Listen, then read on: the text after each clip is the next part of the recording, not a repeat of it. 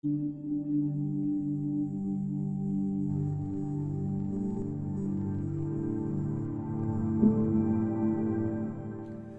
Everyone, welcome to my channel. So कैसे हो आप सब? उम्मीद है सब ठीक ठाक होंगे। मेरा नाम है गणेश और आप देख रहे हैं जी डिरेक्ट। सो दोस्तों, आपने अभी तक मेरे चैनल को सब्सक्राइब नहीं किया तो अभी सब्सक्राइब कर दीजिए। सो आज की जो बताइए, हाल फिलहाल में मतलब हमारे देश में एक नई एयरक्राफ्ट नियुक्त हो गया है जिसका नाम है INS विक्रांत। तो उसके ऊपर ही ये वीडियो है। और ये वीडियो में मतलब हमारे देश को क्या क्या मतलब वीडियो है। जो चलिए बिना देरी किए वीडियो को देखते हैं, वीडियो कैसा है। दौर में पूरी दुनिया की मॉडर्न नेवीज सिर्फ समंदर की सतह पर तैनात नहीं रहती, वो समंदर के भीतर भी पहरा देती हैं और समंदर के ऊपर पसरे आसमान में भी। समंदर के भीतर जहां सबमरीन का इस्तेमाल होता है, वहीं आसमान में पहरा देने के लिए चाहिए होता है लड़ाकू विमान। लेकिन इसके साथ एक समस्या अब भी बरकरार रहेगी। समंदर के ठीक किनारे से उड़ान भरने के बाद भी लड़ाकू विमान एक सीमित दूरी तक ही पहरा दे पाएंगे। अब अगर दुश्मन इस लिमिट के बाहर हो तो क्या किया जा सकता है? तो ऐसे में जो एक जवाब नजर आता है वो है तैरती हुई एयरफील्ड। और इसी तैरती हुई एयरफील्ड को कहा जाता है विमान वाहक पोत, यानी एयरक्राफ्ट कैरियर। ये एक ऐसा लड़ाकू जहाज होता है जो समंदर में एयरबेस की तरह काम करता है। इसमें विमानों के उड़ान भरने के लिए और उतरने के लिए लंबा चौड़ा डेक होता है जो असल ये तो रनवे से मतलब कम एक नहीं होता। छोटा मोटा यही गांव नहीं, इसमें होता है। एयरक्राफ्ट को रखने, हथियारों से लैस करने, तैनात करने और एयरक्राफ्ट को आराम देने की तमाम सुविधाएं रहती हैं। जमीन में तो एयर डिफेंस की जिम्मेदारी एयरफोर्स की है, लेकिन हाई सी में एयर डिफेंस के लिए जरूरी है कि एयरक्राफ्ट कैरियर हो, ताकि कोई भी विमान लगातार बिना किसी रुकावट के ऑपरेट किया जा सके। इस तरह ये एयरक्राफ्ट कैरियर तमाम लड़ाकू जहाजों और डिस्ट्रॉयर शिप्स के लिए छतरी की तरह काम करते हैं, ताकि वे अपने मिशन को पूरा कर सकें। इसमें अलग अलग तरह के 30 से ज्यादा एयरक्राफ्ट ऑपरेट किए जा सकते हैं, जिसमें fighter aircraft, early warning helicopter, anti submarine helicopter जैसे नाम शामिल हैं। इसलिए कहा जाता है कि दुनिया में आपका दुश्मन कहीं भी जाकर छिप जाए, एयरक्राफ्ट कैरियर की पहुंच से बाहर नहीं होगा। इसी बात को ध्यान में रखते हुए अपने बैकयार्ड की रखवाली के लिए भारत ने 6 दशक पहले ही नौसेना में एयरक्राफ्ट कैरियर्स को शामिल कर लिया था। हमारा पहला एयरक्राफ्ट कैरियर था INS विक्रांत। भारत ने इसे ब्रिटेन से खरीदा था और 1961 में विजय लक्ष्मी पंडित ने इसे कमीशन किया था। 10 साल बाद पाकिस्तान ने भारत पर हमला किया। 1971 के इस युद्ध में INS विक्रांत और उसके हवाई बेड़े ने पूर्वी पाकिस्तान को घेर लिया था। इसके चलते पश्चिमी पाकिस्तान की फौज समंदर के रास्ते कभी पूर्वी पाकिस्तान नहीं पहुंच पाई। उल्टा विक्रांत से उड़ान भरने वाले लड़ाकू विमानों ने पूर्वी पाकिस्तान में घुस कर पाकिस्तानी फौज के ठिकानों पर बम गिराए, जिसका रिजल्ट निकला बांग्लादेश और पाकिस्तान इस जंग को हार गए। लेकिन इन सब के बाद उस INS विक्रांत को 2 दशक बाद रिटायर कर दिया गया। लेकिन अब एक बार रिटायर कर फिर से दिया गया था। एयरक्राफ्ट कैरियर INS विक्रांत को नेवी में शामिल कर लिया गया है। फिर खास आया बात है वो। यह है कि इस बार ये वॉरशिप पूरी तरह से नया और पहले से बहुत बेहतरीन बेहतर है। है, हाँ। बता दें कि ये भारत में बनने वाला पहला एयरक्राफ्ट कैरियर जहाज है, जिसे आज भारत की और ये समुद्री मेड सुरक्षा इन के इंडिया लिए है यार। सबसे जरूरी समझा जा रहा है।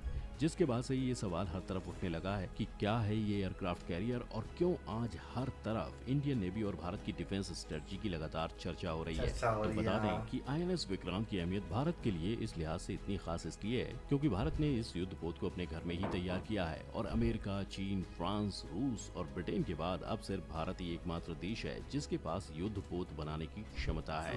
इस एयरक्राफ्ट कैरियर को पूरी तरह से भारत में ही डिजाइन और मैन्युफैक्चर किया गया है। ये दिखने में इतना बड़ा है कि आपको चलता फिरता कोई बड़ा सा पार्क लगेगा।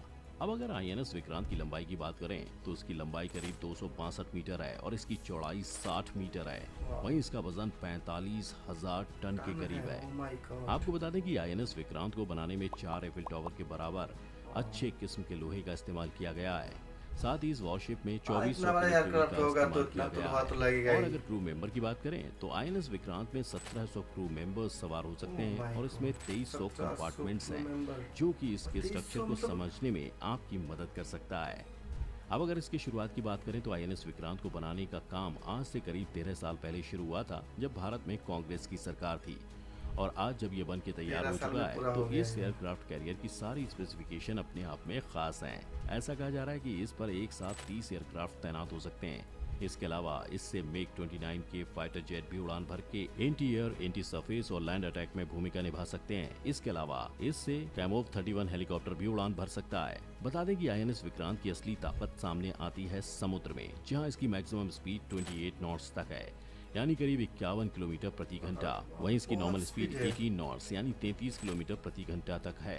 ये एयरक्राफ्ट कैरियर एक बार में 7,500 नॉटिकल मील यानी 13,000 से ज्यादा किलोमीटर की दूरी तय कर सकता है। अब अगर इसके इंजन की बात करें तो आपको शायद ये जानकर हैरानी होगी कि इसके 4 इंजन 88 मेगावाट की पावर देते हैं। यहाँ काम कर रहे लोगों ने बताया कि इन इंजन की एनर्जी एक शहर के लिए बिजली देने के लिए काफी होती है, यानी एक तरह से पूरा शहर बसाया गया है इस जंगी जहाज को लेकर। इसके साथ ही विक्रांत पर एक बड़ी मेडिकल फैसिलिटी है। यहाँ एक 16 बेड का अस्पताल भी है, 2 ऑपरेशन थिएटर हैं, एक लैब है, एक एमा अस्पताल, एक AMA अस्पताल की तरह जरूरी ICU है और तो और यहाँ 5 अफसर डॉक्टर और 15 पैरामेडिकल कर्मचारी भी हैं। इस पूरी फैसिलिटी के बारे में कहा जा रहा है कि ये नेवी की सबसे बड़ी मेडिकल फैसिलिटी है। दोस्तों ये तो हो गई INS के स्पेसिफिकेशन की बात। आमतौर से देखा जाता है कि जैसे ही कोई युद्धपोत किसी देश की नीति में शामिल होता है तो उससे नफरत करने वाले या उसके दुश्मन देश ऐसे वॉरशिप को डुबोने की साजिश में लग जाते हैं। आपको बता दें ये कैरियर कभी अकेला नहीं चलता, इसके साथ दूसरे जहाज भी होते हैं और यही INS विक्रांत को पूरी ताकत देते हैं। इसमें छोटे वॉरशिप शामिल हैं जिनमें एंटी सबमरीन वॉरफेयर की काबिलियत और एंटी एयर की काबिलियत होती है।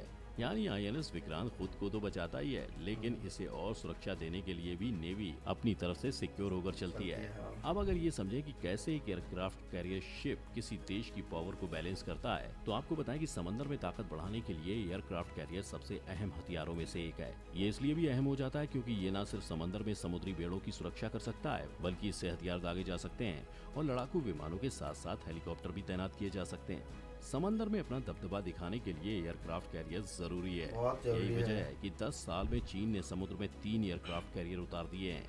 चीन का पहला एयरक्राफ्ट कैरियर लियोनिंग 2012 में आया था। उसके बाद 2012 में उसने स्वदेशी तकनीक से दूसरा एयरक्राफ्ट कैरियर शेंडोंग उतारा। इसी साल जून में चीन की नौसेना में तीसरा एयरक्राफ्ट फुजियान शामिल हुआ है।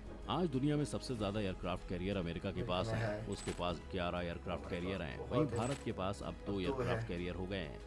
हालांकि एक्सपर्ट का मानना है कि चीन और पाकिस्तान की चुनौतियों से निपटने के लिए भारत को अभी भी कम से कम एक और एयरक्राफ्ट कैरियर की जरूरत है। लेकिन ये बात भी आपको बता दें कि पाकिस्तान के पास एक भी एयरक्राफ्ट कैरियर नहीं है।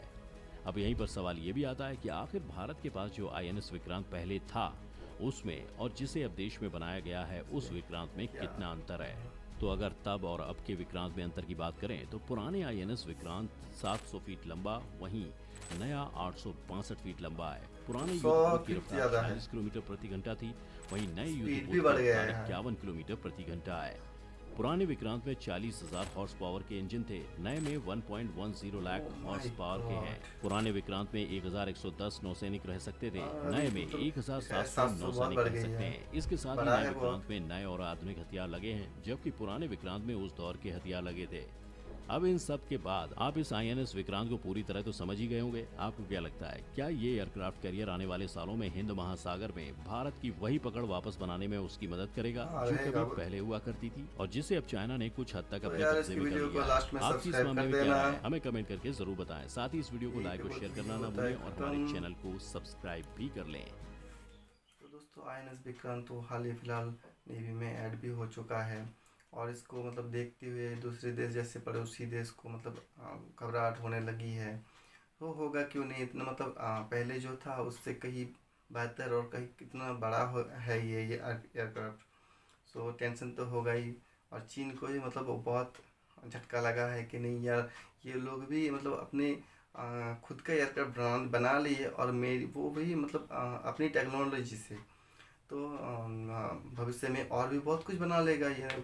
इसलिए चीन को भी टेंशन हो रहा है और पाकिस्तान को टेंशन है ही, क्योंकि उसके पास खुद का कोई एयरक्राफ्ट है ही नहीं।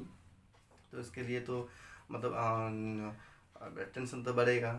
और फिर इसमें जो स्पेसिफिकेशन है यार, मतलब स्पीड और मतलब क्रू मेंबर के लिए जगह, मतलब क्रू मेंबर लेजन की जो पहले में जाती थी 1100, अभी इसमें जा रहे हैं 1700 क्रू मेंबर। तो इसमें बहुत ही मतलब बड़ा एक चेंजेस लाए हैं और बहुत अच्छे भी हैं। फिर इसका लंबाई भी बड़ा है और चौड़ाई भी बढ़ाई है मतलब पिछले वाले से जो पहले वाले थे।